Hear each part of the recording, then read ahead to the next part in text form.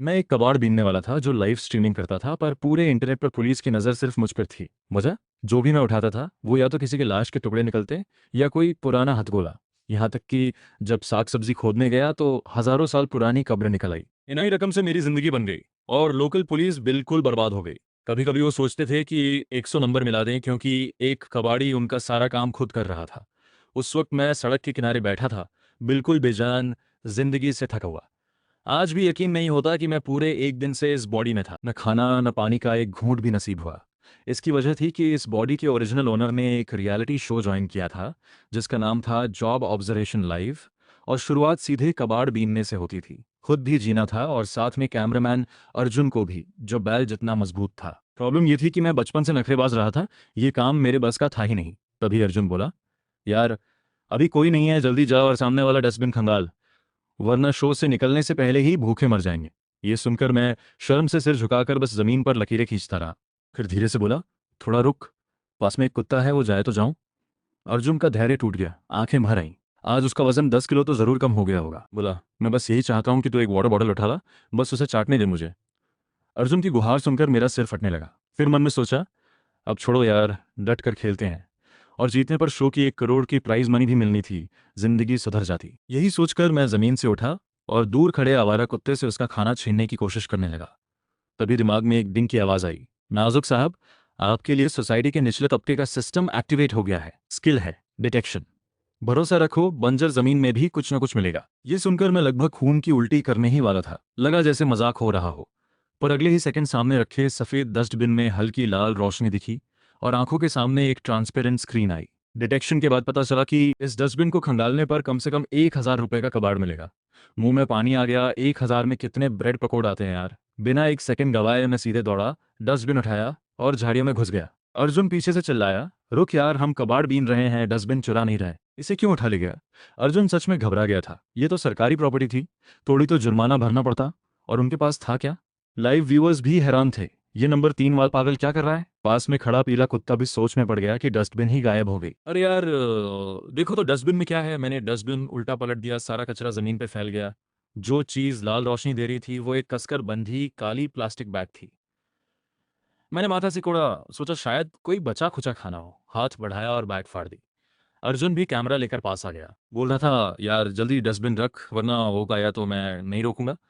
और हम कबाड़ बीन रहे हैं, भीख नहीं मांग रहे। पर अगले ही सेकंड अर्जुन की बात बीच में ही रुक गई। बैग में कटा हुआ हाथ देखकर वो चीख पड़ा। मैं भी घबरा कर पीछे हटा। दोनों लुढ़कते गिरते झाड़ियों से बाहर निकले। अरे भाई, ये तो इंसानी हाथ था, हाय राम, ये तो बॉडी का टुकड़ा निकला। मेरे तो पाँव ही जवाब दे गए। व्यूअर्स में हंगामा मच गया। शो की टीम ने तुरंत लाइव फीड बंद कर दी, पर देर हो चुकी थी, सब देख चुके थे। पीछे ऑफिस में भगदड़ मची हुई थी। डायरेक्टर विवेक बीच में एकदम शांत बैठा चाय पी रहा था। बोला, घबराओ नहीं, लाइव में ऐसा होता है, रीस्टार्ट करेंगे। हाँ, बस नंबर 3 कंटेस्टेंट लिन यान पर नजर रखो, अगर मेंटली अनस्टेबल लगे तो उसे बाहर कर दो। सब लोगों ने हाँ में सिर हिलाया और मन ही मन डायरेक्टर को सल्यूट किया। इधर मैंने और अर्जुन ने पुलिस को कॉल किया। आधे घंटे में पूरी गली पुलिस की गाड़ियों से भर गई, लंबी चौड़ी बैरिकेडिंग हो गई। बाहर मोहल्ले वाले जमा थे।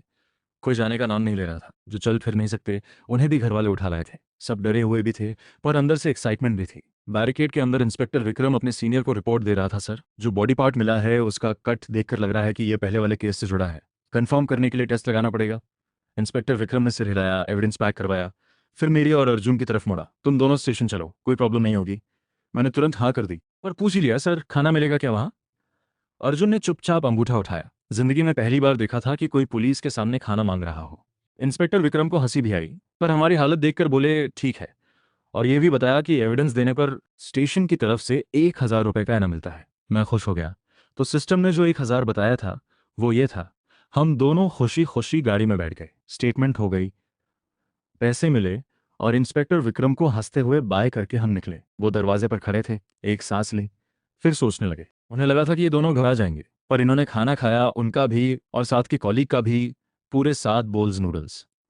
तब जाकर माने। हम दोनों निकलकर फिर से लाइव हो गए। 2 कदम चले ही थे कि अर्जुन बोला, भाई कुछ और खिला दे यार। वहाँ इंस्पेक्टर साहब देख रहे थे, ठीक से खाया नहीं। मैंने बिना सोचे हाँ कर दी। बेबीक्यू खाने का प्लान बना लिया। रात हो चुकी थी। बेबीक्यू स्ट्रीट पर कुछ ना कुछ तो मिल ही जाएगा। हम बेबीक्यू स्ट्रीट पर पहुंचे। बैठे, ऑर्डर दिया। तभी दरवाजे के पास वाले डस्टबिन में वही लाल रोशनी दिखी जैसी दोपहर में थी। सिस्टम ने अलर्ट दिया, डिटेक्शन कंप्लीट। इस डस्टबिन को खंगालने पर कम से कम 1,000 रुपये का इनाम मिल सकता है। जल्दी करो। मैं घूट निगला उठा और सीधे डस्टबिन की तरफ चल दिया। वैसी ही काली प्लास्टिक बैग मिली। हाथ थोड़ा कांपने लगा। अर्जुन को कॉल करने ही वाला था कि तभी बीबीक्यू शॉप का मालिक आ गया। गुस्से में बोला, क्यों रे, क्या कर रहा है? वो बैग रख। कचरा अंदर कौन लाता है? तू आया तभी से कुछ गड़बड़ लग रहा था और अब मेरे दरवाजे पर कबाड़ बीन रहा है। मुझे कुछ नहीं सूझा, चुप रहा। मालिक ने मेरी चुप्पी देखी, फिर कांपते हाथ देखे। मन में आया, कुछ कीमती है क्या? ये सोचकर उसने झपट कर बैग छीन ली। ये मेरी दुकान का सामान है, मुझे पता है, मैंने खुद रखा था। तू चोरी करने आया है? अभी 100 नंबर मिलाता हूँ। दोनों एक दूसरे से आगे बढ़ता तो बोले जा रहे थे। मैं बस देखता रहा। हद है, कुछ भी क्लेम कर लेते हैं। मैंने चुपचाप पूछा, तुम श्योर हो ये तुम्हारी चीज़ है? बिल्कुल, हमारे स्टाफ ने देखा है। खाना है तो खाओ, नहीं तो मेरा टाइम वेस्ट मत करो। ये कहकर वो बैग लेकर अंदर चला गया। मैंने अर्जुन से हाथ बढ़ाया। फ़ोन दे ज़रा, स्टेशन को कॉल करना है। पूछना है कि जो इसने क्लेम किया उसमें और इनाम मिलेगा क्या। जल्दी कॉल लगा। हेलो सर, मैं लिन येन बोल रहा हूँ। जो आज आया था वो सामान शायद फिर मिला है, बीबीक्यू स्ट्रीट पर, किंग बीबीक्यू में। और शॉप ओनर बोल रहा है वो उसका है, उसके पास गवाह भी है। हाँ हाँ जी, आप जल्दी आ जाइए। कॉल काटी और अगले सेकेंड ही दुकानदार बैग लेकर चिल्लाता हुआ बाहर निकला। बचाओ, भागो, अरे कोई है, 100 नंबर मिलाओ। अर्जुन ने कैमरा उठाया और लाइव शुरू। व्यूअर्स का तूफान आ गया। कंग्रेट्स नंबर 3, फिर से बॉडी पार्ट। अब तो हजारों लोग हैं लाइव में। सुबह 100 भी नहीं थे, अब देखो। ये तो अनोखा है। बॉडी पार्ट पजल कोई और करता है क्या? नंबर 3 तो एकदम अलग है। ये सब मुझे नहीं पता था, क्योंकि उस वक्त मैं इन्वेस्टिगेशन में था। दुकानदार रो रहा था। मैंने कहा, भाई रो मत, जो किया उसकी जिम्मेदारी लो, आगे ध्यान रखना। यह सुनकर वो और जोर से रोने लगा। इंस्पेक्टर विक्रम ने डांटकर उसे ले जाने को कहा। फिर शक भरी नजरों से मेरी और अर्जुन की तरफ देखा। एक ही दिन में 2 बार की एविडेंस, ये नॉर्मल नहीं लगता। मैं घबरा गया, झट से बोला, सर सच में कोइंसिडेंस है, हम तो बस थोड़ा रिलैक्स करने आए थे। डस्टबिन भरी देखी तो सोचा कोई बॉटल मिल जाए।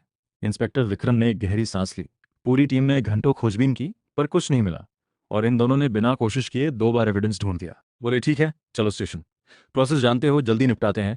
चलने लगे, फिर पलट कर बोले, सुनो, आज रात सभी डस्टबिन्स की चेकिंग होगी। मैं वहीं खड़ा रह गया। मतलब मेरा धंधा बंद? इंस्पेक्टर साहब मेरा काम छीन रहे थे क्या? गाड़ी में बैठते वक्त अर्जुन ने किसी की टेबल से बीबीक्यू उठा लिया। पैसे दे दिए थे। वो सोचता था कि छोड़ने से क्या फायदा। स्टेटमेंट हुई। रात बहुत हो गई थी। अर्जुन मुंह लटकाए बैठा था। भाई कैंटीन बंद है, ये मीट कैसे खाएं? मैंने चारों तरफ नजर दौड़ाई और नजर गई गैटमैन अंकल की छोटी सी कुटिया पर। अंकल सोने गए? आपके पास छोटा स्टोव है क्या? थोड़ा बीबीक्यू गर्म करना था। अरे आपके पास दारू भी है? अंकल के हैरान चेहरे के बावजूद मैं अर्जुन को लेकर अंदर घुस गया। बीबी की और दारू तीनों एक छोटी सी टेबल पर बैठ गए। एक घूंट, एक टुकड़ा, मजा आ गया। अंकल आप तो बड़े मस्त हो, गेट की ड्यूटी और ऊपर से दारू भी। अंकल ने यह सुना और अचानक वाह करके रो पड़े। यार मेरी जिंदगी बहुत कठिन रही है। पहले वाले को 50 साल से वेट करता रहा। उसकी घरवाली हटी, मेरी बारी आई। पर आज उसने शादी कर ली और मुझे इनवाइट भी नहीं किया। कम से कम गिफ्ट तो दिया था। मैं अंकल को हैरान होकर देखता रहा। फिर उठा और बोला, अंकल रो मत, मैं 2 बॉटल और लाता हूँ। आज रात हम साथ पियेंगे। बाहर गया, पास की दुकान से जाने लगा। पर 2 मिनट बाद दौड़ता हुआ लोहे का बड़ा डस्टबिन उठाकर वापस आया। जोर से रख दिया टेबल पर। अंकल पलकें झपकाते रहे। बेटे अंकल कितना भी पी ले, इतने बड़े डिब्बे में नहीं पीते। और ये लीक तो नहीं करेगा? उधर इंस्पेक्टर विक्रम सफाई कर्मचारी की ड्रेस में अपनी टीम को डस्टबिन चेक करवा रहा था। सब ध्यान से देखो, एक कबाड़ी 2 बार एविडेंस ढूंढ चुका है। मतलब सस्पेक्ट जानबूझकर यहां छोड़ रहा है। आखिरी पैकेट जरूर किसी डस्टबिन ने है। टीम ने सुना और जोश में लग गए। पर सोच रहे थे कि हमारे रहते कोई कबाड़ी हमसे पहले नहीं ढूंढेगा। पर कई स्ट्रीट्स खंगालने के बाद गाड़ी में सिर्फ प्लास्टिक बॉटल्स थीं। सबको लगा खाली हाथ जाना ठीक नहीं। इंस्पेक्टर विक्रम उन बॉटल्स को देखते हुए सोचने लगे, इनको बेचें तो शायद 100-50 मिल जाए। और अगले ही पल खुद घबरा गए। ये मैं क्या सोच रहा हूँ, मिशन पर हूँ। तभी फोन बजा। देखा, गेट पर तैनात सुरेश अंकल का कॉल था। बात करें तो सुरेश अंकल का एक्सपीरियंस लाजवाब था। 30 साल से गेट की ड्यूटी, फैक्ट्री गेट हो, बिल्डिंग हो, यहाँ तक कि गर्ल्स हॉस्टल भी, हर गेट का अनुभव था। और रेपुटेशन भी बेदाग, हमेशा सीरियस और काम में ऑनेस्ट। कॉल उठाया तो सुरेश अंकल चिल्ला रहे थे, इंस्पेक्टर साहब जल्दी आओ, डस्टबिन में हेड है, स्टेशन के बाहर वाले डस्टबिन में। इंस्पेक्टर विक्रम का दिमाग सुन्न हो गया। सिर्फ एक ही बात दिमाग में थी, स्टेशन के बाहर वाला डस्टबिन। खुद को संभाला, फिर दूर खड़े टीम को आवाज लगाई, सब वापस चलो अभी। टीम हैरन, सर अचानक? अभी कुछ स्ट्रिप्स बची हैं, थोड़ा और देखते हैं। आज तो अच्छी अर्निंग हो जाती। हाँ, तुम लोगों को नहीं पता डस्टबिन में कितना सामान होता है। मुझे तो एक स्मार्ट वॉच मिली, बिल्कुल नहीं। वो कुछ नहीं, मुझे एक जोड़ी सॉक्स मिली, गेस करो कौन सी ब्रांड। इंस्पेक्टर विक्रम की नसें माथे पर उभर आई। सबको भूल गए हो काम क्या है। जिसने भी कहा था कि स्टेशन के बाहर वाले डस्टबिन में कुछ नहीं होगा, वो 3,000 वर्ड्स की रिपोर्ट लिखेगा। 1 घंटे बाद इंस्पेक्टर विक्रम टीम के साथ स्टेशन पहुंचे। अंदर आए तो वो दोनों नालायक और गैटमैन सुरेश अंकल तीनों एक जगह सिर झुकाए बैठे थे। सामने चांदी जैसा डस्टबिन रखा था। इंस्पेक्टर विक्रम के दांत पीसे जा रहे थे। पूरी टीम को लगाया था, घंटों डस्टबिन खंगाले और आखिर में घर के दरवाजे पर ही मिला। सुरेश अंकल से पूरी बात सुनी तो और बुरा हुआ। सुरेश अंकल, 30 साल से ड्यूटी कर रहे हो, ये नहीं पता कि ड्यूटी पर दारू नहीं पीते? कोई भी एक्सक्यूज नहीं चलेगा। और तुम दोनों पैसे लेकर गए नहीं, बैठे हो बीबी की और पानी पूरी खाते। बताओ, डस्टबिन क्यों खंगाल रहे थे? क्या बेबी क्यों उड़कर डस्टबिन में चला गया? इंस्पेक्टर विक्रम को यकीन ही नहीं हो रहा था कि ऐसा भी होता है, पर हो गया। मैं भी चुप था, कुछ कहना मुश्किल था, पर देखा कि साहब टूटने वाले हैं तो हंसकर बोला, सर मेरी गलती थी। अब कसम खाता हूँ कोई डस्टबिन नहीं खंगालूंगा। सच बताऊं, अब वैसे भी डस्टबिन में कुछ मिलता नहीं, पता नहीं बॉटल्स कहाँ चली जाती हैं आजकल। पर ये कहते कहते मेरी नज़र पड़ी कि कुछ पुलिसमैन गाड़ी से सैक्स खींच रहे थे, भरे हुए कचरे से। मैंने तुरंत बात बदली। अरे सर चिंता मत करो, मैं आपसे कॉम्प नहीं करूंगा। वैसे चाहो तो मैं शो के रिसाइकलिंग सेंटर से कांटेक्ट कराऊं, हमारे यहाँ रेट थोड़ा ज़्यादा मिलता है। कट जैसी आवाज़ आई। इंस्पेक्टर विक्रम का एक दांत टूट गया शायद। केस सॉल्व हो गया था, खुश होना चाहिए था। पर जाने क्यों हंसी नहीं आ रही थी। आधे घंटे बाद हम 1,000 रुपये लेकर स्टेशन से बाहर निकले। आसमान में हल्की रोशनी आ लगी थी। मैं और अर्जुन दोनों थककर चूर हो गए थे। अर्जुन बोला, भाई बस हो गया यार, पहले कहीं सोने की जगह ढूंढते हैं, या फिर दिन में सोएं रात को निकलें, कंपटीशन भी कम रहेगा। मैं ठुड्डी सहलाते हुए अर्जुन का आइडिया सोच रहा था, पर सोएं कहाँ? ये गेम 15 दिन का था, 3,000 रुपये में होटल तो सपने में भी नहीं, शहर के होटल का तो सवाल ही नहीं था। सोचकर मैं अर्जुन को लेकर एक ऑटो में बैठा। भाई शहर से बाहर चलो, कहीं भी जहाँ लेट कर सो सकें। ये कहते ही हम दोनों ने लंबी लंबी जमाइयाँ ली। ड्राइवर ने इंजन स्टार्ट किया और पीछे से जोरदार खर्राटों की आवाज़ आने लगी।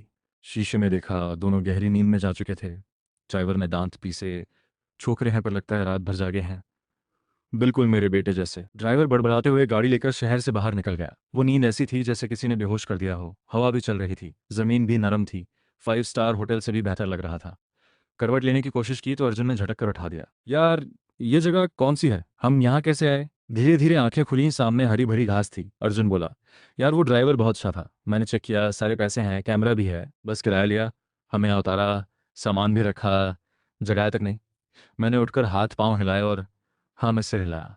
सच में ऐसे ड्राइवर कम मिलते हैं आजकल। दोनों बात करते करते सामान उठाकर चल पड़े। शाम के 4 बज रहे थे। यहाँ से निकलते निकलते खाने का वक्त हो जाएगा। कुछ कदम चले ही थे कि भुनी हुई मुर्गी की खुशबू आई। सोचा कहीं कोई कैंपिंग कर रहा है क्या। हम खुशबू के पीछे पीछे जंगल से बाहर निकले, पर जो दिखा उससे पांव से जमीन खिसक गई। सामने था एक विशाल कब्रिस्तान, जहां तक नजर जाए बस कब्रें ही कब्रें। ड्राइवर ने सीधे यहाँ पहुंचा दिया था। हम हैरान खड़े थे कि तभी दूर से किसी ने चिल्लाया, ये दोनों कौन है? कैमरा लिए हैं, बोरा लिए हैं, जरूर यही चोर हैं, पकड़ो इन्हें, चढ़ावा चुरा रहे हैं। मैं सफाई देने आगे बढ़ाई था कि कुछ लोग हाथों में कुदाल फावड़ा लेकर दौड़ गए। एक आंटी ने जमीन से भुनी मुर्गी उठाई और हम पर झपटी। मैंने बिना सोचे अर्जुन को खींचा और हम कब्रिस्तान के अंदर भाग गए। 2 किलोमीटर भागने के बाद पीछे वाले छूटे। अर्जुन हाफता हुआ बोला, यार और नहीं भागा जाता, सुनो तुम थोड़ा हेल्प करते, मैं 10 किलो का कैमरा लेकर भाग रहा हूँ। वो आंटी मुर्गी से मारने वाली थी, मैं भी हाँफ रहा था। थोड़ी देर बाद आसपास नजर दौड़ाई, पास में एक छोटी लकड़ी की झोपड़ी दिखी। मैंने इशारा किया, चलो वहां आराम करते हैं, अंधेरा होने पर पहाड़ से उतरेंगे, अभी निकलना पॉसिबल नहीं। अर्जुन ने कैमरा उठाया और हम झोपड़ी की तरफ बढ़े। वो जगह बिल्कुल खाली थी, कोई नहीं रहता था। अर्जुन बड़बड़ाया, यार सोच रहा था कौन रहता होगा यहाँ। भाई अंधेरा होते ही निकलते हैं, ये जगह बहुत डरावनी है, व्यूअर्स तो अभी तक गाली दे रहे होंगे। मैंने सिर हिलाया, दरवाजा खोला, एक कोना ढूंढ कर बैठ गया। पर जैसे ही कोने पर नजर पड़ी, सिस्टम का अलर्ट आया, डिटेक्शन कंप्लीट। यहाँ दबी चीज खोदने पर कम से कम 10,000 रुपये मिल सकते हैं। ध्यान से देखा तो जमीन में एक चाकू धंसा हुआ था, मूठ बाहर थी। ये टूटा चाकू 10,000 का। मन में सवाल था, पर फिर भी उठकर गया और दोनों हाथों से खींचकर निकाल लिया। अर्जुन कैमरा लेकर पास आया। भाई ये क्या है? मैंने चाकू पर लगी लाल भूरी मिट्टी देखी और कांपते हुए अर्जुन की तरफ देखा। अर्जुन ये क्या है, कहीं खून तो नहीं? अर्जुन रुका, पास आया, मिट्टी उंगलियों में मसली, लाल है और अभी सूखी भी नहीं। अर्जुन का रंग उड़ गया। वो मुझे खींचकर बाहर ले जाने वाला था कि दरवाजे पर हल्की आहट हुई। अगले सेकंड दरवाजा खुला और बिखरे बालों वाला एक अधेड़ आदमी अंदर आया। दोनों की नजरें मिली। एक पल की चुप्पी और उसने पास रखी लकड़ी उठाकर हम पर झपटा। मैंने बिना सोचे हाथ में पकड़ा चाकू उठाया और उसे रोका। व्यूअर्स का हंगामा मच गया। ये क्या हो रहा है? जल्दी 100 नंबर मिलाओ, नंबर 3 वाले को कुछ हो गया है। ये शो बहुत डेंजरस है। शो की टीम पूरी तरह पैनिक में थी। कल से लेकर अब तक एक के बाद एक घटना। पहले तीसरी काली बैग, फिर ये। कैमरा संभाल रहा था अर्जुन, तो कुछ ज्यादा दिखा नहीं, वरना शो बंद हो जाता। सब लोग स्क्रीन चिपके बैठे थे, तैयार कि कुछ गड़बड़ हुआ तो तुरंत लाइव बंद करेंगे। डायरेक्टर बोला, घबराओ मत, सब कोइंसिडेंस है, शो पर कोई असर नहीं पड़ेगा। ये कहकर उसने पॉकेट से बीपी की दवा निकाली और चुपचाप 2 गोलियां निकली। उधर पुलिस स्टेशन में इंस्पेक्टर विक्रम और टीम काले घेरों के साथ केस डिस्कस कर रहे थे। लैब रिपोर्ट आ गई थी। सारे क्लूज मिलाकर देखें तो क्राइम सीन शायद शहर के बाहर हजारवान ग्रेवयार्ड है। 5 मिनट में निकलते हैं। इंस्पेक्टर विक्रम का ऑर्डर सुनते ही सब हरकत में आए। तभी उन्हें याद आया, एक कांस्टेबल को बुलाया, लिन यान पर नजर रखने को कहा था। वो कहाँ है? शहर से बाहर गए क्या? कांस्टेबल ने झट से फोन निकाला और लाइव खोला, पर स्क्रीन पर आने से पहले ही चीखों की आवाजें आईं। इंस्पेक्टर विक्रम ने झांक कर देखा, कैमरा हिल रहा था, अर्जुन भागता हुआ दिख रहा था, पीछे एक अधेड़ आदमी लकड़ी लेकर दौड़ रहा था। इंस्पेक्टर विक्रम ने उस आदमी की चाल देखी और मन में कुछ खटका। ये फिगर हमने जो सस्पेक्ट डिस्क्राइब किया था उससे मिलती तो है। कांस्टेबल ने आंखें फाड़कर कहा, सर ये तो हजारवान ग्रेवयार्ड है। दोपहर को ये वहीं सो रहे थे, जगह भी सेम। इंस्पेक्टर विक्रम ने थकी हुई आंखें बंद कर लीं। पूरे आधे मिनट चुप रहे। फाइनेंस डिपार्टमेंट को बोलो इनाम के पेपर्स तैयार रखें, चलते हैं साथ। साफ था वो अधेड़ ही सस्पेक्ट था। उधर कब्रिस्तान के पीछे जंगल में भगदड़ मची थी। वो आदमी आधे घंटे से पीछे था। मैं भाग भाग कर हाँफ रहा था, सुख रहा था।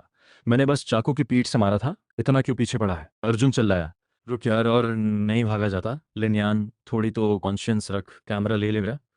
मैं सोच ही रहा था कि पीछे से धड़ाम की आवाज़ आई। हम दोनों रुके, पलट कर देखा।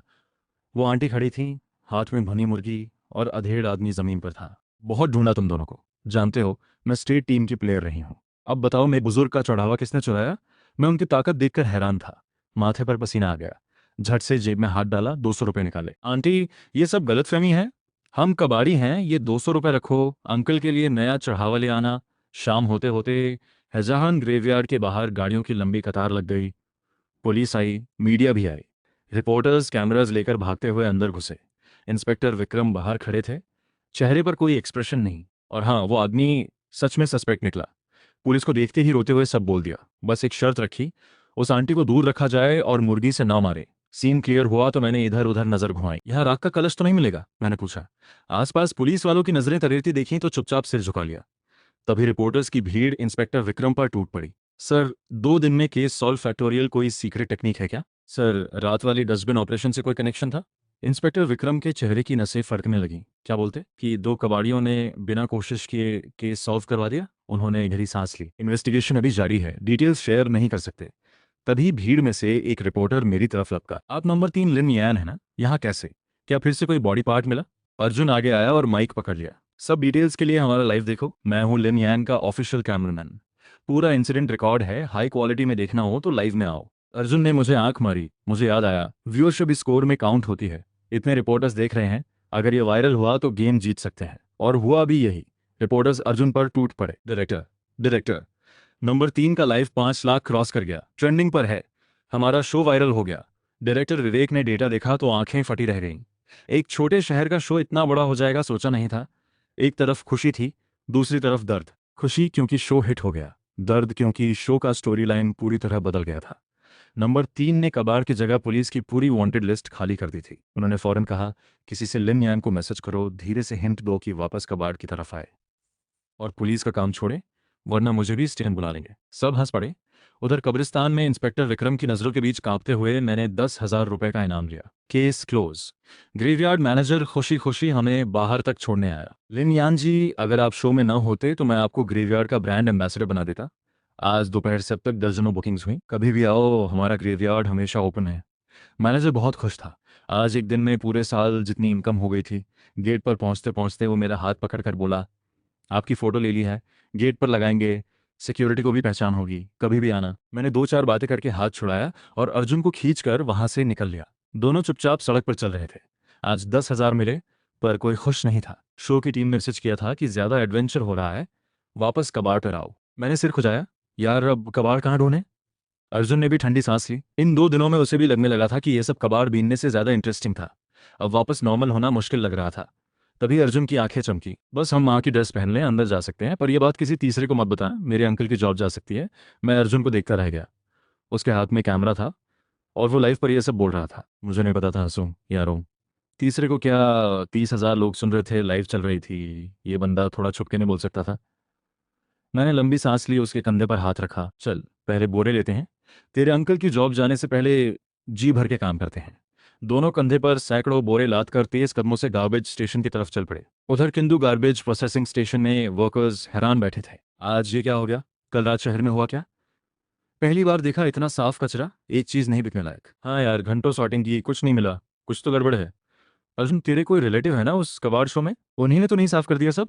अर्जुन के अंकल ने सोचते हुए सिर हिलाया। पहले रोज सॉर्टिंग से 50-60 रुपए निकल जाते थे, आज कुछ नहीं। तभी उनका फोन बजा और उन्होंने जल्दी से बाहर आकर कॉल उठाया। मैं और अर्जुन उनसे मिले, साथ में कब्रिस्तान से लाए फल थे, उन्हें दे दिए। अंकल मान गए, बोले आज वैसे भी कुछ है नहीं यहाँ, अंदर जाओ, जो मिले उठाओ। कॉलीग्स को थोड़े फल बांट दो, कोई कुछ नहीं बोलेगा, हम दोनों काम में लगे। अंकल ने सबको फल बांटे। तभी किसी ने चौंक कर कहा, यह एप्पल पर कुछ लिखा है। अंकल ने देखा, एप्पल पर कुछ खुदा हुआ था। उन्हें देखकर समझ नहीं आया कि ये क्या था। उधर गार्बेज स्टेशन में मैं और अर्जुन कचरे के ढेर पर बैठे एक दूसरे को देख रहे थे। पूरे आधे घंटे में एक टूटा तार भी नहीं मिला। मैंने 100 रुपए के बोरे देखे और मन डूब गया। तभी अर्जुन ने माथा ठोका। यार समझ आया, हम कल रात का कचरा खोद रहे हैं। कल रात पुलिस वाले यही छानते रहे, जो भी कुछ था सब उठा ले गए। ये सुनकर मैंने आंखें बंद कर ली। कितनी बड़ी गलती थी, पहले सोचा क्यों नहीं। पर एक बात थी, इंस्पेक्टर विक्रम कचरा उठाने में उस्ताद निकले। एप्पल्स दे दिए, बोरे खरीद लिए, खाली हाथ नहीं जाएंगे। यार और ढूंढते हैं, इतने बड़े ढेर में कुछ ना कुछ तो होगा। अंकल बताते हैं कि छोटी छोटी चीजें नहीं उठाते। हम दोनों ने हिम्मत करके छोटे छोटे फावड़े उठाए और खोदने लगे। तभी खट की आवाज आई, धातु से धातु टकराई। अर्जुन कैमरा लेकर दौड़ा। अरे किस्मत अच्छी है, लगता है ये पहले से दबा था, ढेर बाद में बना। और खोदो, चीज बड़ी लग रही थी। मैं और जोश से खोदने लगा। अर्जुन बड़बड़ाया, यार इसमें पंख जैसा कुछ है। मुझे भी कुछ समझ नहीं आया, पर अंकल बहुत एक्साइटेड हो गए। इतने साल में पहली बार ऐसा देखा। रुको, लोगों को बुलाता हूँ, पहले पूरा निकालते हैं। थोड़ी देर में अंकल कई कॉलीग्स को लेकर आए। सबने मिलकर खोदा और एक बड़ा गड्ढा बना दिया। जब ऊपरी हिस्सा पूरा बाहर आया, सबके मुंह खुले के खुले रह गए। वो एक ओवल शेप का बम था। हाय राम, ये तो बॉम्ब है। मैंने क्या कहा था, वो एप्पल खाना नहीं था। ये शहर कितना जादुई है, तुम सब जानते हो। सब दूर जाओ। अंकल पागल हो गए क्या? ये बॉम्ब है और तुम बिजली के खंभे पर चढ़ रहे हो। ब्लास्ट हुआ तो और ऊंचे उड़ोगे। सब घबरा गए। मैं भी खंभे के पीछे छुप गया। दिमाग सुन था। सोचा था अच्छे से कबाड़ मिलेगा, ये तो बॉम्ब निकल आया। और कम से कम 2 मीटर लंबा था। सबसे गुस्सा ये था कि सिस्टम का अलर्ट बॉम्ब का सिर दिखने के बाद आया। अगर थोड़ा और देर से आता तो पूरा निकाल चुके होते। तब किसी ने कांपती आवाज में पूछा, अब क्या करें? पुलिस को बुलाएं? मैंने माथे पर हाथ मारा और सबको खुशी से बोला, हाँ हाँ, जल्दी कॉल करो। स्टेशन में मेरी जान पहचान है, इंस्पेक्टर विक्रम को बोलो। पास में अर्जुन अंकल को धीरे से बोला, अंकल वो एप्पल्स बचे हैं, आज रात कुछ गड़बड़ लग रहा है। बॉम्ब के सामने 3 एप्पल्स रख देते हैं। अंकल का मुंह खुला रह गया। लाइव व्यूअर्स बहुत एक्साइटेड थे। मुझे पता था, 2 घंटे से देख रहा था, काम आया। ये गार्बेज स्टेशन में बॉम्ब कैसे? पहले चेक नहीं किया था क्या? अरे भाई, हमारे यहाँ ऐसे बहुत हैं। मेरे बचपन में घर पे एक था, पापा उसी पे बिठा देते थे। इस उम्र तक बचे तो बस लक है। अब ये दोनों इंस्पेक्टर विक्रम की फिर खबर लेंगे। उधर स्टेशन में इंस्पेक्टर विक्रम और टीम 2 दिन रात के बाद थककर चूर हो गए थे। वॉशरूम में दीवार पकड़े बिना खड़े नहीं हो पा रहे थे। पर केस लगभग खत्म था। इंस्पेक्टर विक्रम ने टीम को देखा। सबकी आंखों के नीचे काले घेरे थे। हाथ बजाकर बोले, बस थोड़ा और, केस समरी करते हैं फिर आराम। इस बार जल्दी सॉल्व हुआ, ऊपर खुश हैं। कल से बारी बारी छुट्टी मिलेगी। अभी बात पूरी भी नहीं हुई थी कि धड़ाम से दरवाजा खुला। सर, लिन येन ने फिर कुछ कर दिया। गार्बेज स्टेशन में बॉम्ब मिला और उन्होंने बॉम्ब के सामने अगरबत्ती जला दी। इंस्पेक्टर विक्रम का बीपी 1 सेकंड में चढ़ गया। फायर डिपार्टमेंट और बॉम्ब स्क्वाड को अभी इन्फॉर्म करो। सबकी छुट्टी कैंसिल। गार्बेज स्टेशन चलो। पूरा स्टेशन हरकत में आ गया। एक के बाद एक पुलिस कार्स निकलने लगी। गार्बेज स्टेशन में बॉम्ब के सामने मैंने और अर्जुन ने KFC के बचे हुए 3 एप्पल्स रखे और हाथ जोड़ लिए। अंकल और बाकी लोग मुंह खुला किए देखते रहे। किसी ने बॉम्ब को इस तरह प्रे करते नहीं देखा था। एक ने अंकल से पूछा, यार ये तेरे रिलेटिव्स बचपन में दरवाजे से टकराए थे क्या? सच में ये दोनों नॉर्मल नहीं है? कब्रिस्तान में जाकर कमाई करने वाले पहले देखे नहीं? तू ज्यादा बात मत कर, तूने ही सबसे ज्यादा एप्पल्स खाए। एक गया था नेचुरल डेथ वाले पर, एक गया था यंग डेथ वाले पर, तीसरा था डाइड टू सून वाले पर। हिसाब लगा कितने चक्कर लगाने पड़ेंगे। इन लोगों की बातों में पुलिस आ गई। इंस्पेक्टर विक्रम तेज कदमों से आए, पर गार्बेज स्टेशन के लोगों ने उन्हें देखा, सब हैरान। ये पुलिस है, इनकी आंखों के नीचे ये काले घेरे कैसे? अंकल आगे बढ़े, पहली लाइन में बोले, आप इंस्पेक्टर विक्रम हैं, बहुत शुक्रिया। कोई पांडा पार्टी तो नहीं छोड़ी ना हमारे लिए? इंस्पेक्टर विक्रम ने दांत भींचे, थकी हुई आंखों से मुझे और अर्जुन को घूरा। देर तक देखते रहे, फिर एक गहरी सांस ली और बिना एक भी शब्द बोले आगे बढ़ गए। सब बॉम्ब सूट पहनो, पहले आसपास का सारा ढेर हटाओ, ध्यान रखना। थोड़ी देर में बॉम्ब स्क्वाड और फायर ब्रिगेड भी आ गई। सब मिलकर खोदने लगे। पर बॉम्ब स्क्वाड वालों को जल्दी कुछ अजीब लगा।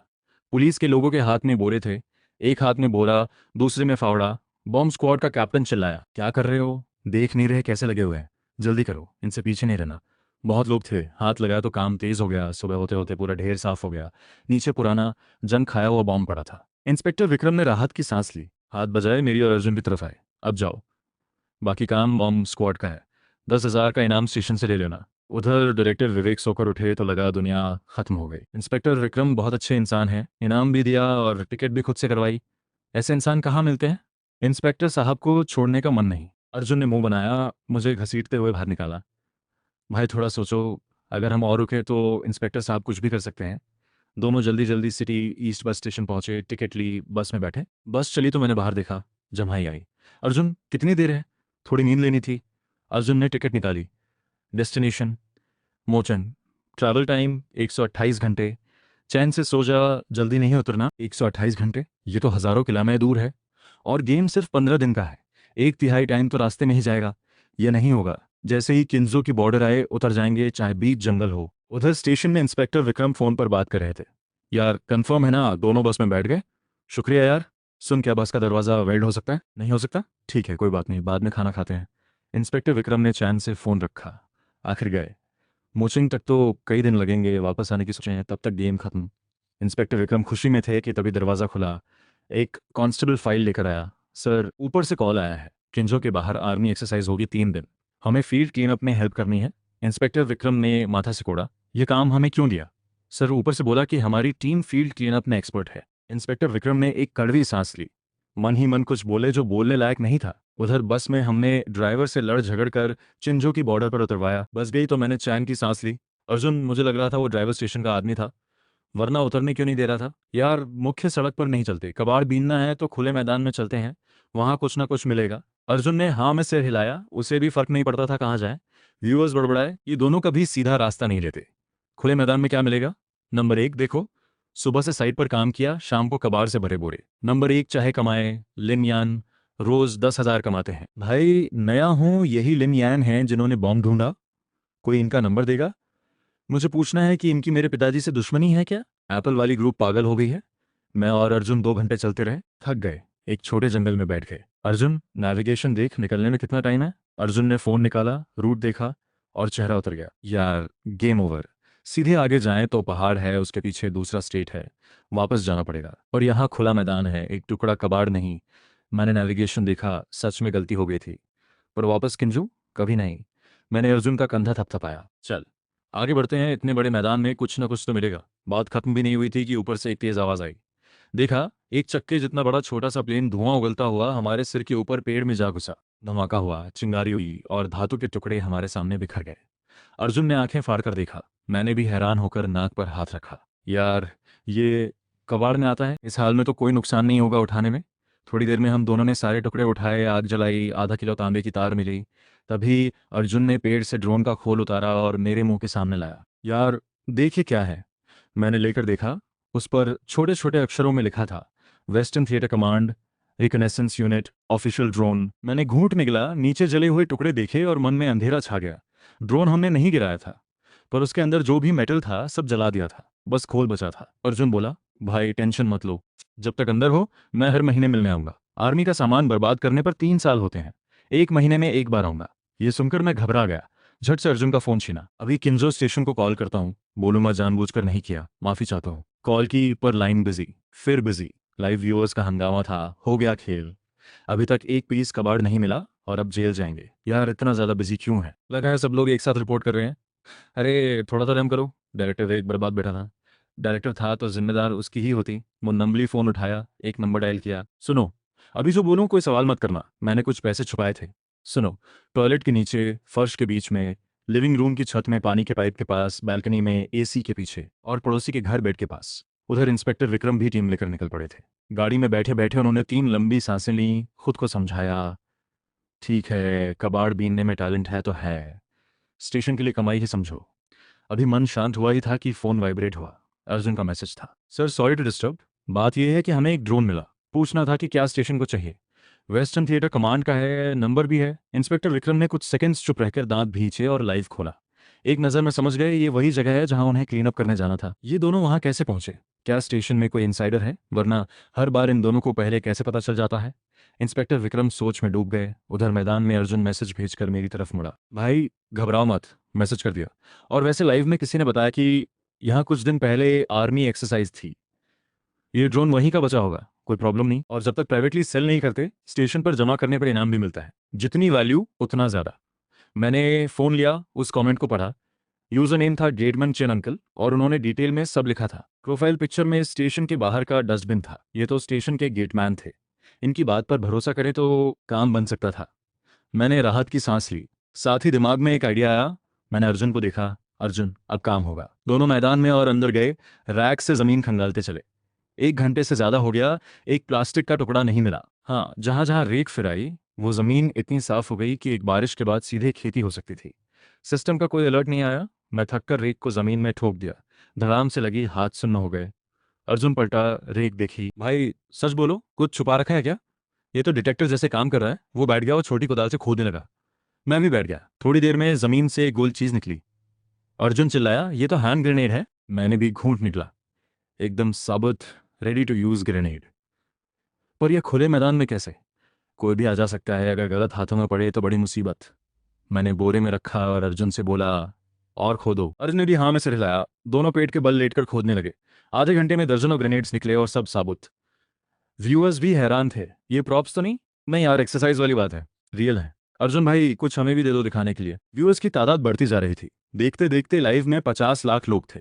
इंस्पेक्टर विक्रम परेशान थे क्योंकि आर्मी के बड़े ऑफिसर ने पर्सनली कॉल किया। क्लीन अप के लिए तुम्हें भेजा था और वहां 2 कबाड़ी लाइव स्ट्रीम कर रहे हैं। इंस्पेक्टर विक्रम ड्राइवर को तेज चलाने के लिए कहते रहे। उधर दूसरे कंटेस्टेंट्स को अपने लाइव व्यूअर्स कम होते दिखे। ढूंढा तो पता चला सब लिन यान की स्ट्रीम पर गए। एक ने बाकी सबको बताया और देखते देखते सब उठकर चल पड़े। पैसे जोड़कर एक ट्रैक्टर हायर की और मैदान की तरफ निकल पड़े। गार्बेज स्टेशन के बाकी वर्कर्स भी देखकर साथ हो लिए। रास्ते में जो भी मिला, प्रोफेशनल हो या आम आदमी, सब क्यू में लग गए। डायरेक्टर विवेक अपना बैग पैक कर रहे थे। स्टेशन जाकर माफी मांगने की तैयारी थी। तभी दरवाजा खुला। डायरेक्टर बाहर आओ, जहां लिन यान ने ड्रोन मिला वहां आर्मी एक्सरसाइज हुई थी। सब कंटेस्टेंट्स वहां पहुंच रहे हैं। स्टेशन के लोग भी जा रहे हैं। सुपरमार्केट से रेक भी उठा लिए। डायरेक्टर विवेक रुक गए। स्टेशन के लोग भी गए, मतलब कोई प्रॉब्लम नहीं, वो सेफ है। पर ये कंटेस्टेंट्स क्या कर रहे हैं? बाहर आए तो स्क्रीन पर देखा, कुछ कंटेस्टेंट्स ट्रैक्टर पर बैठे थे और पीछे 100 से ज्यादा लोगों की भीड़। सब प्रोफेशनल, कमर पर बोरा, एक हाथ में कुदाल, दूसरे में रेक, गाल फुलाए ट्रैक्टर के पीछे दौड़ रहे थे। डायरेक्टर विवेक को समझ नहीं आया हंसे या रोए। अच्छी बात, वो सेफ थे। बुरी बात, शो बर्बाद हो गया और पॉकेट मनी भी गई। उधर मैदान में रात हो गई थी। हम दोनों आधे बोरे भरकर घूम रहे थे। तभी मुझे दूर लाल रोशनी चमकी। सिस्टम अलर्ट आने से पहले ही खट की आवाज आई। अर्जुन का पांव उस पर पड़ गया। अर्जुन, हिलना मत। अर्जुन एकदम जम गया। मैं पास गया, सिस्टम का अलर्ट पढ़ा। डिटेक्शन, यहाँ खोदने पर कम से कम 1,000 रुपये का इनाम। मेरी पीठ पर ठंडा पसीना आ गया। जो भी सिस्टम ने दिखाया था कभी नॉर्मल नहीं निकला था। अर्जुन घबरा गया। भाई लैंडमाइन है, अभी भागो तो हो जाएगा। मैंने अर्जुन को तरस से देखा। भागने का टाइम नहीं, सुनो, कोई आखिरी बात कहनी है। अर्जुन की टांगें कांपने लगी। कैमरा मुझे थमाया और रोते हुए बोला, माँ सही कहती थी, किस्मत खराब है। पबजी में भी चिकन नहीं मिलता गरम। भाई यहाँ डिलीवरी होती है। 2 किलो पाए का सूप मंगवा दो। आज से खाया नहीं। मैं थोड़ा पीछे हटा। ठीक है, वो पत्थर देख रहे हो, लाकर रखते हैं। एक्सरसाइज का मैदान है, शायद फेक हो। तभी अर्जुन की पॉकेट में फोन बुझा। मैंने निकाल कर देखा, इंस्पेक्टर विक्रम थे। लिनियान, सुनो ध्यान से। अर्जुन को कहो बिल्कुल मत हिले। ये लैंड माइन एक्सरसाइज वाला नहीं है। मैंने कंफर्म किया। इस एक्सरसाइज में माइंस यूज नहीं होती। ये पुराना बचा हुआ है। हम पास में ही हैं, बस पहुंचते हैं। इंस्पेक्टर विक्रम तेज बोलकर लाइन काट गए। मैं अर्जुन को बताने वाला था कि अर्जुन बोला, भाई पेट में दर्द है, अब नहीं रुका जाएगा। उसी वक्त मैदान के किनारे पर इंस्पेक्टर विक्रम की गाड़ियां रुकीं। सॉरी, गाड़ी खाई में फंस गई। रिपेयर टीम को बुलाया है, 3 घंटे लगेंगे। अर्जुन हिले नहीं, हिम्मत रखो। रात के 10 बज चुके थे। अर्जुन की हालत क्रिटिकल थी और इंस्पेक्टर विक्रम का पता नहीं था। मैंने अर्जुन का फोन उठाया, लाइव खोला। पहली नजर में ही आंखें चढ़ गईं।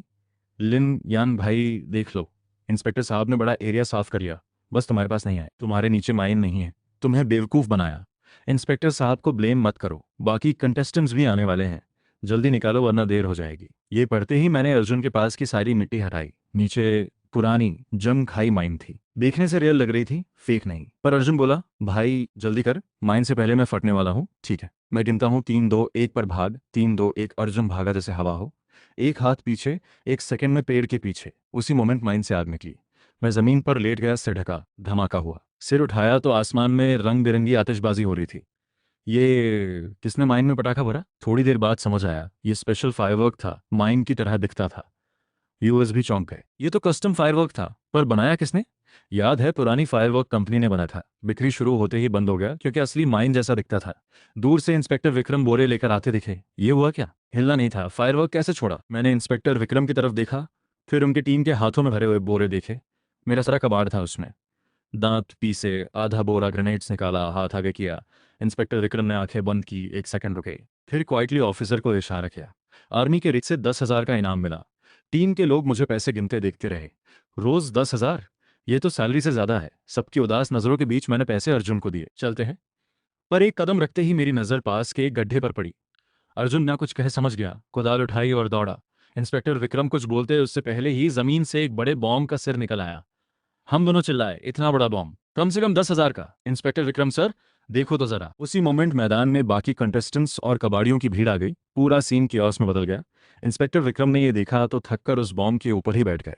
समझ नहीं आया इतने लोग कहाँ से आए, पर मुझे डर के साथ एक्साइटमेंट भी थी। सामने था और मैंने हाथ में रेक और कुदल कसकर पकड़ी। अर्जुन ने बोरा उठाया। काम करते हैं। मैं अर्जुन को लेकर आगे बढ़ गया। व्यूअर्स बोले, ये दोनों कहाँ जा रहे हैं? सबको फील्ड साफ करना था, ये पहाड़ खोद रहे हैं। लिन यान गए तो जरूर कुछ है। नहीं यार, पास ही मेरा गांव है, उस पहाड़ पर कुछ नहीं, पेड़ भी नहीं उगते। मुझे लग रहा है सबको उल्लू बना रहे हैं। लोग आपस में बातें करते रहे, देखते रहे। जब आधा घंटा हो गया और कुछ नहीं निकला तो सब मान गए और वापस मैदान में खोजने लगे। मैं और अर्जुन खुदाई में लगे रहे। काफी देर बाद अर्जुन थककर बोला, भाई कब तक खोदते रहेंगे? ये पहाड़ छोटा नहीं है, इन दो छोटे फावड़ों से तो कभी नहीं होगा। अर्जुन की बात बीच में ही रुक गई। आंखें फटी रह गईं और एक दबी हुई चीख निकली। मैं दौड़ कर आया, अर्जुन को दबाया, चारों तरफ देखा। बाकी लोग दूर जा चुके थे। मैंने धीरे से कहा, चुप, हिलो मत, मुझे पकड़ो, मैं निकालता हूँ। और कैमरा थोड़ा हटाओ वरना वो सब टूट पड़ेंगे। एक रात में ये पहाड़ साफ कर देंगे। अर्जुन होश में आया, हाथ बढ़ाया और खींचने में हेल्प की। चेहरे पर हैरानी से खुशी आ गई। भाई डिसाइड कर लिया, अब से तेरे साथ ही रहूंगा। चैंपियन नहीं भी बने तो कोई बात नहीं, अपनी कबाड़ कंपनी खोल लेंगे, पैसे ही पैसे होंगे। मुझे अर्जुन की परवाह नहीं थी। मैं गड्ढे में दबी चीज को दोनों हाथों से खींच रहा था। एक छोटा हरे रंग का कॉपर का ढक्कन दिखा। पूरा निकाला तो अर्जुन ने मुंह पर हाथ रख लिया, चीख रोक ली। मैं भी हैरान था, काफी देर तक देखता रहा। फिर अर्जुन का फोन निकाला और इंस्पेक्टर विक्रम को कॉल किया। सर, डिस्टर्ब करने के लिए सॉरी। बात यह है कि मैं फील्ड क्लीनअप से अलग हो गया था, वापस जाने लगा। रास्ते में यह पहाड़ देखा, सोचा गांव वालों की थोड़ी हेल्प करूं। खोदा तो ब्रॉन्ज का वेसल निकला। है ना गुस्से वाली बात? सर आप कुछ बोल नहीं रहे? फोन पर इंस्पेक्टर विक्रम चुप रहे और लाइन काट दी। थोड़ी देर में वो आए, मुझे और अर्जुन को देखा, फिर ब्रॉन्ज वेसल देखा। लंबी सांस ली, मेरे पास आए। लिनयान, कबाड़ बीनने में तुम्हारी एनर्जी बर्बाद हो रही है। कभी मेरे पुरखों की कब्र के पास भी घूम आना, कौन जाने उनके लिए भी कुछ कर दो, फिर मैं तुम्हारा शुक्रगुजार रहूंगा। पास में अर्जुन हंसते हुए इंस्पेक्टर विक्रम से बोला, सर आप टच मत करो। बॉम्ब वाले दिन मैं लिन यान को पहले ही ऊपर से नीचे तक चेक कर चुका हूँ, कोई डिटेक्टर नहीं है। बस इनाम बताओ कितना मिलेगा? इंस्पेक्टर विक्रम समझ गए, ये सीरियस मैटर है। तुरंत कल्चरल हेरिटेज डिपार्टमेंट को कॉल किया। 1 घंटे बाद उनकी टीम आई। सबने प्रोफेशनल इक्विपमेंट निकाला और जांच शुरू की। डिपार्टमेंट हेड ने खड़े होकर कहा, अरे बड़ा काम किया तुमने। ये bronze vessel warring sticks period का लगता है, बेशकीमती है। अभी रिपोर्ट करता हूँ, कम से कम 10 लाख का इनाम बनता है। ये सुनकर मैं और अर्जुन उछल पड़े। और मैंने नोटिस किया कि ब्रॉन्ज वेसल निकालने के बाद भी पहाड़ पे लाल रोशनी थी, मतलब अंदर और कुछ था। बाकी लोग वेसल की पैकिंग में लगे थे। मैं फावड़ा उठाकर पहाड़ के पीछे चल दिया।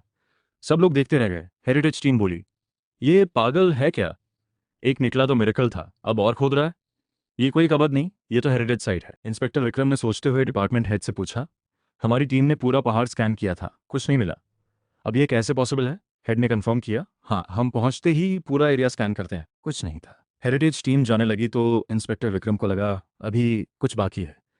रुके, चारों तरफ देखा। जाने की तैयारी हो ही रही थी कि अर्जुन की चीख आई। इंस्पेक्टर विक्रम टीम लेकर दौड़े। देखा, अर्जुन एक गड्ढे में था, एक लकड़ी का संदूक उठाए हुए। ऊपर रत्न जड़े थे। एक नजर में पता चलता था कीमती है। इंस्पेक्टर विक्रम ने मान लिया। हेरिटेज डिपार्टमेंट पूरा स्कैन करके गई थी, फिर भी कुछ नहीं मिला। इन दोनों ने बिना इक्विपमेंट के 2 बार ढूंढ दिया। उन्होंने फोन निकाला, हेरिटेज डिपार्टमेंट को फिर कॉल किया, वापस आ जाओ। और हाँ, हमारे स्टेशन को भी थोड़ा इनाम मिलेगा ना। 2 बार इन्फॉर्म किया है, कंजूसी मत करना। डिपार्टमेंट हेड अभी तक हैरान थी। उन्होंने खुद जांच की। संदूक गोल्डन सिल्क नैन में वुड का था, रत्न और इंपीरियल जेड जड़े थे। बाहर से इतना कीमती था तो अंदर क्या होगा। सबने मिलकर सावधानी से खोला। अंदर कुछ किताबें थीं, बिल्कुल सुरक्षित। हेरिटेज टीम की आंखें चौंक उठीं। ये तो सच में अनमोल है। सब उत्साह में थे। काफी देर बाद माहौल शांत हुआ। हेड ने मुझे देखा। बेटे, हमारे हेरिटेज डिपार्टमेंट में वैकेंसी है, कोई डस नहीं, सीधे ज्वाइन कर सकते हो। वो सच में चाहती थी। हमारी इक्विपमेंट से बेहतर था इंसान। पर मैंने हाथ हिलाया। नहीं बाप, जॉब मेरे बस की नहीं। कबाड़ बीनना ही ठीक है। ये संदूक कितने का इनाम देंगे? मुझे पहाड़ खोदना है। हेड थोड़ी ऑकवर्ड हुई। देखो, रूल्स हैं। 2 हेरिटेज आइटम्स मिलने पर हमें साइट सील करनी पड़ती है। तुम यहाँ नहीं खोद सकते। ये सुनकर मेरा मन डूबा। बड़ा प्लान था, अब रुकना पड़ेगा। पर हेड का चेहरा देखकर मान गया। ठीक है, इनका काम खत्म होने के बाद देखेंगे। हेड ने टीम ऑर्गेनाइज की। स्कैन शुरू हुआ।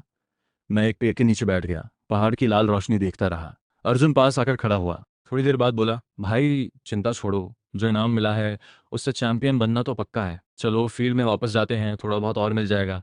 मैंने जवाब नहीं दिया। धीरे से उठा, पहाड़ को देखा। चेहरे पर अजीब एक्सप्रेशन था। वो रोशनी हिल रही है, मतलब कुछ अंदर जा रहा है, या कोई जानवर है। मैंने अर्जुन को आवाज लगाई, अर्जुन। फावड़ा उठा और मैंने पास के बड़े पेड़ की जड़ में फावड़ा मारा। अर्जुन एक सेकंड रुका, फिर बिना सवाल किए खोदने लगा। हेरिटेज टीम पलटी तो देखा, हम दोनों पेड़ पे हमला कर रहे थे। सब हैरान, ये पागल हो गए? पहाड़ नहीं खोद सकते तो पेड़ खोद रहे हैं?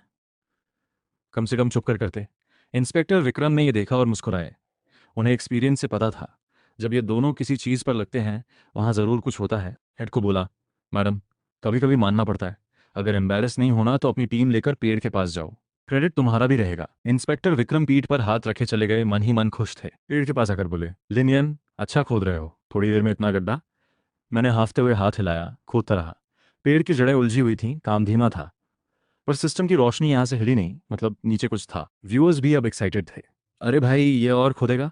सच बोलूं, अगर कोई मुझे बताए कि लिन यान ने नीचे से कुछ सुपर हीरो निकाला तो मैं मान लूंगा। ये सुपर नेचुरल है। इंस्पेक्टर विक्रम मुस्कुराते हुए खड़े थे। हेरिटेज टीम तनाव में थी। तभी अचानक धड़ाम, नीचे की मिट्टी धंस गई और एक सुरंग खुल गई। इंस्पेक्टर विक्रम का चेहरा उतर गया। अरे कोई है, जल्दी आओ। दूर खड़े ऑफिसर्स दौड़े, हेरिटेज टीम भी आई। हेड एक्साइटेड हो गई। उनके एक्सपीरियंस से पता था, पहाड़ में हेरिटेज, पेड़ के नीचे सुरंग, इसका मतलब एक ही था, यहाँ कोई टूम था और यह टूम रेडर्स की बनाई सुरंग थी। सब रेस्क्यू की तैयारी में थे कि नीचे से आवाज आई, अर्जुन, अर्जुन, रैक दो, जल्दी, नीचे कई लोग हैं, लगता है टूम रेडर्स हैं, हाथ में हथियार भी है। सब एक पल के लिए जम गए। हेरिटेज टीम के कुछ लोग जो नीचे उतरने वाले थे वो चुपके से पीछे हट गए। तभी एक मोटी सी फिगर हाथ में कैमरा बिना रुके सुरंग में कूद गई। नीचे से एक जोरदार आवाज आई। सब हैरान। इंस्पेक्टर विक्रम ने टीम को देखा। खड़े क्यों हो, सुना नहीं? जाओ, और खुद भी कूद गए। नीचे में एक टूम रेडर के ऊपर बैठा था, दोनों हाथों से पकड़े हुए था। जब गिरा था तो उसी पर गिरा जो नीचे बैठा था। समझ गया सिचुएशन सीरियस है, ऊपर चिल्लाया। रेडर्स घबरा गए, एक दूसरे को छोड़कर भागने लगे। अर्जुन नीचे उतरा, उठा और सबसे पहले कैमरा सीधा किया। भाई, अंदर बहुत डार्क है, थोड़ा ऊंचा देखो, वरना स्क्रीन ब्लैक दिखेगी और मेरी सैलरी कट जाएगी। मैंने सिर घुमाया, अर्जुन को देखा। यार, अभी ये सोच रहा है? लंबी सांस ली, अर्जुन को खींचा और रेडर्स के पीछे भागे। मैंने देखा था, उनके पास हथियार थे, वो ले थे। उधर टूम के आखिरी हिस्से में रेडर्स आगे आगे भाग रहे थे। बॉस, धीरे, रास्ता तो देखो, ये वो रास्ता है जिससे आए थे। वो दोनों पीछे हैं, फंस जाएंगे। वो बंदे बहुत डेंजरस हैं, जरूर पुलिस के एलीट हैं। वो मोटा तो कैमरा लेकर भी पीट रहा था, दांत तक उड़ा दिए। बॉस थोड़ा रुका, याद करने की कोशिश की। बचपन में दादा इसी टूम में लाए थे, पर तब वो बच्चा था, याद धुंधली थी। प्लान था थोड़ा लेकर उसी रास्ते से निकलेंगे, पर कोई सोच नहीं सकता था कि यहाँ पुलिस आएगी। बॉस ने दांत भींचे। मेरे पास एक और रास्ता है जो किसी को नहीं पता, हम निकल जाएंगे। सबकी आंखें खुल गईं, पर ऑप्शन नहीं था। सब पीछे हो लिए। डायरेक्टर विवेक की स्क्रीन पर लाइव व्यूअरशिप रॉकेट की तरह चढ़ रही थी। ट्रेंडिंग का खतरा था, पर यह शो था जॉब ऑब्जर्वेशन, और अब टूम रेडिंग लाइव हो रही थी। डायरेक्टर विवेक कुर्सी पर ढह गए। टीम ने पूछा, डायरेक्टर ठीक हो? डायरेक्टर ने हाथ हिलाया, रहने दो, मुझे थोड़ी देर के लिए अकेला छोड़ो। स्टाफ चले गए। डायरेक्टर विवेक पलटे तो स्क्रीन पर वो आंटी थीं जो अभी भी गुस्से में थीं। डायरेक्टर की आंखें फटी रह गईं। ये दुनिया ठीक है या मैं? उधर हम टूम में आगे बढ़ते जा रहे थे, रास्ते में जो मिला उठाते गए, पर अचानक रेडर्स गायब। मैं रुका, आगे पीछे देखा। ये कहाँ गए? हम सही रास्ते पर थे। अर्जुन बोला, यार यहाँ एक पत्थर की स्लैब है, क्या ये दरवाजा हो सकता है? मैं पास आया। टूम रेडर्स थे, मतलब इसके पीछे जरूर। बोरा तैयार है, अंदर जाए तो मेरा इशारा देखना। एक ही रूल याद रहे, हम क्या करते हैं? अर्जुन ने होंठ दबाए, फिर पूछा, कबाड़, बिल्कुल सही, मतलब जो भी हेरिटेज आइटम मिले वो हमारा कबाड़ है। अर्जुन ने जोर से सिर हिलाया। हम दोनों ने स्लैब हटाई और अंदर घुस गए। बिल्कुल अंधेरा। अर्जुन के फोन की रोशनी में थोड़ा दिखा, काफी चीजें ऑलरेडी उठाई जा चुकी थीं। जो बचा था वो हमने बोरे में भरा। मैं गुस्से से बोला, ये लोग यहाँ पहले भी आ चुके हैं, हमारा कबाड़ उठा ले गए, ये बर्दाश्त नहीं होगा। पैरों के निशान देखकर हम चुपचाप आगे बढ़े। अर्जुन कैमरा एडजस्ट करता जा रहा था। जॉब पर ध्यान रखना जरूरी है। उधर इंस्पेक्टर विक्रम कुछ ऑफिसर्स के साथ टूम में उतरे। सच में हेरिटेज डिपार्टमेंट का स्कैनर काम का नहीं है। इतना बड़ा टूम एक बार नहीं, 2 बार स्कैन हुआ, कुछ नहीं मिला। टीम को बोला, ध्यान से चलो, रेडर्स के पास हथियार हैं। फिर एक ऑफिसर पर नजर पड़ी। तू ग्रेनेड क्यों निकाल रहा है? ये टूम है, यहाँ ब्लास्ट करवाना है क्या? रख वापस। इंस्पेक्टर विक्रम टीम लेकर टूम में घुसे। उधर हम रेडर्स के पीछे एक टूम चेंबर में पहुंचे, एक कॉफिन के पीछे छुप गए। दूसरी तरफ रेडर्स भी एक कॉफिन की आड़ में थे, हमें देख रहे थे। बॉस बताओ, रास्ता कहाँ है? वो दोनों अंदर आ गए। अभी नहीं निकले तो फंस जाएंगे, हमारे पास हथियार भी ज्यादा नहीं। और वो मोटा तो अभी भी कैमरा चला रहा है, कितना डेंजरस है? बॉस की याददाश्त पर जोर पड़ रहा था। बचपन में दादा ने कुछ बताया था। यहाँ आए थे, सोचा था थोड़ा लेंगे और पुराने रास्ते से जाएंगे, पर पुलिस इतनी जल्दी आएगी ये सोचा नहीं था। और ये दोनों तो बिजार थे, पीछे भी आ रहे थे, हेरिटेज प्रोटेक्ट भी कर रहे थे, बोरे भी भर रहे थे। कहाँ से आते हैं ऐसे लोग? बॉस ने दांत भींचे। मेरे पीछे आओ। एक नौजवान रेडर उठा और एक पुराने लैम्प स्टैंड की तरफ बढ़ा। उसी मोमेंट बॉस ने देखा, अर्जुन कैमरा लेकर उठ खड़ा हुआ। बॉस घबराया, फायर, सब एक साथ। रेडर्स कॉफिन से निकले, हमारी तरफ बढ़े और हथियार चला दिए। मेरे चेहरे पर पानी की धार आई। मैंने चेहरा पोंछा, खड़ा रह गया। ये वाटर गन? इन लोगों के पास असली हथियार नहीं था, वाटर गन लाए थे। अब क्या होगा इनका? मैंने कहा था फायर पावर कम है। तभी अचानक जमीन हिलने लगी, ऊपर के स्टोन पिलर्स झुकने लगे। जो नौजवान लैंप स्टैंड घुमाने गया था वो रोने लगा। बॉस, तूने जो घुमाने को कहा था, ये एग्जिट का लेवर नहीं था, ये टूम को सील करने का था। हम अंदर बंद हो जाएंगे। बॉस ने ऊपर देखा, मिट्टी गिर रही थी। भागो, कोई जगह ढूंढो। वो पत्थर का प्लेटफॉर्म देखो, उसके नीचे जगह है। सबने देखा। पास में एक आधे आदमी जितना ऊंचा स्टोन प्लेटफॉर्म था, नीचे खाली जगह थी। कई लोग समा सकते थे, कोई ऑप्शन नहीं था। रेडर्स एक दूसरे को धकेलते हुए नीचे घुस गए। बॉस ने अंदर झांका। वो दोनों पुलिस वाले कहाँ गए? कहीं बाहर दब तो नहीं गए? बात खत्म भी नहीं हुई थी कि बगल से एक जोरदार थप्पड़ हवा में आया। मैंने ठंडे चेहरे से कहा, कौन दबा बाहर? और तुम सबसे अंदर वाले, और अंदर जाओ, हमें भी जगह दो। रेडर्स ने एक दूसरे को देखा और बिना आवाज किए सरकने लगे। मैं अर्जुन को लेकर घुस गया। एक सेकंड पहले दुश्मन थे, अब एक साथ दबे पड़े थे। माहौल बहुत ऑकवर्ड था। मैंने गला खखारा और चुप्पी तोड़ी। गाइस, गलत फहमी मत करो, हम पुलिस नहीं है, कबाड़ी है। हाँ, बाहर जरूर पुलिस है, अब निकलना मुश्किल है। तुम लोग हमारे गवाह बनो। जो हमने उठाया वो कबाड़ था, तुमने खुद देखा है। सबकी नजरें अर्जुन के बोरे पर गईं, जिसमें कुछ हिल रहा था, आवाजें आ रही थी। सबने घूंट निकला। ये हेरिटेज आइटम्स है। मैंने देखा कोई नहीं बोला, तो जोर से कहा, सुनो, जब पुलिस आए तो तुम लोग बोलना कि तुम टूम रेडर्स हो, हम दोनों के बारे में बोलना कि हम कबाड़ी हैं। अगर बोरे के बारे में पूछें तो कहना हमने यहीं से उठाया, कबाड़ था, समझे? सबने हाँ में सिर हिलाया। एक रेडर ने हिम्मत करके कहा, एक आइडिया है। कह सकते हैं टूम कोलैप्स हो रहा था तो आप दोनों ने हेरिटेज प्रोटेक्ट किया। पुलिस कुछ नहीं बोलेगी, शायद तारीफ भी हो, बस बदले में हमारे लिए गुड वर्ड बोल दो। पहली बार है हमारी, कुछ हेल्प हो जाए। मेरी आंखें चमकी। रेडर्स में भी टैलेंट था। मैंने तुरंत हाँ की।